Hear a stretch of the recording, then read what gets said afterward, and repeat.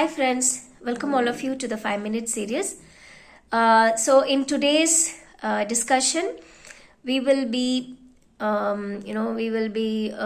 looking at some of the important aspects of communication and the importance of introducing an alternative mode of communication for children with special needs, particularly for children on the autism spectrum disorder. Okay, so the topic is AAC, which is nothing but an alternative and augmentative communication system. So what is an AAC? So AAC is nothing but the abbreviation is, though the expansion is alternative and augmentative communication, it is a spectrum term, by which I mean that AAC comprises of different variety of modes of communication.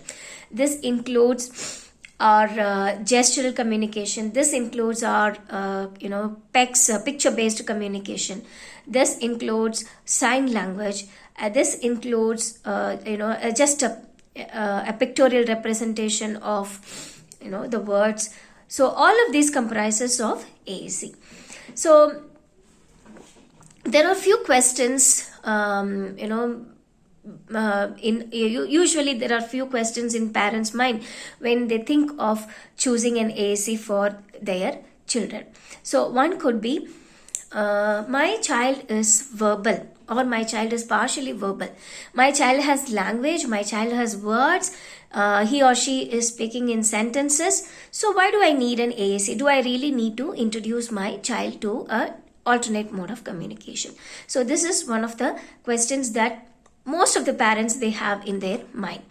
Secondly, which method of AAC or which mode of AAC is best suited for my child? This is question number 2. Question number 3, will introducing an AAC to my child hinder their natural speech development?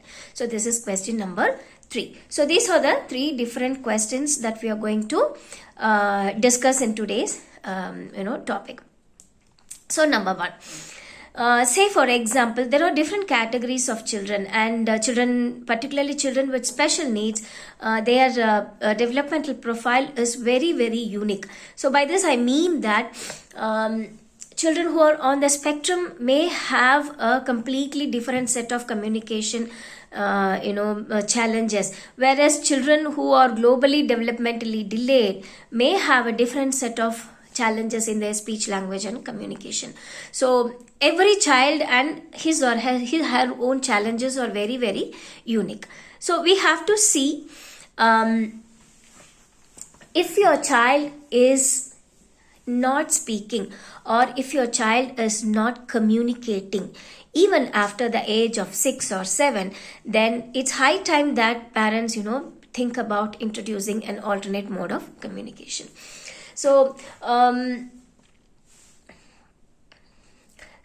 what I mean by this is, a child who is unable to communicate, or who is only able to communicate his basic wants and needs, may have so many things in the mind to express as and when the child grows.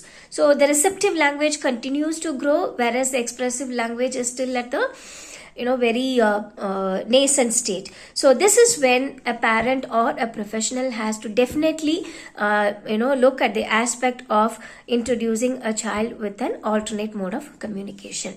Okay, so for example, a child on the autism spectrum, he or she may have language, words, he may form good sentences. The mean length utterances can be even more than 4 or 5, but still, if he or she is unable to communicate when in distress, or when he or she is upset, or whenever navigating through social situations, then your child is a candidate for an AAC. Okay, so this is for the purpose of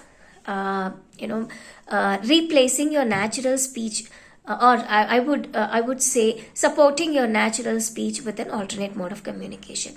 Secondly, a child who is able to form sentences and who is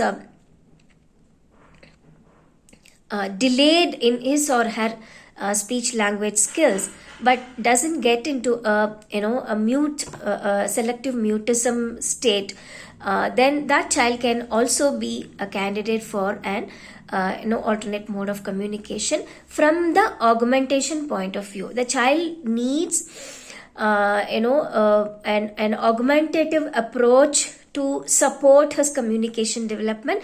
So here the purpose is definitely not replacing the child's natural speech with an AAC, but to augment his communication skills, his or her speech and communication skills.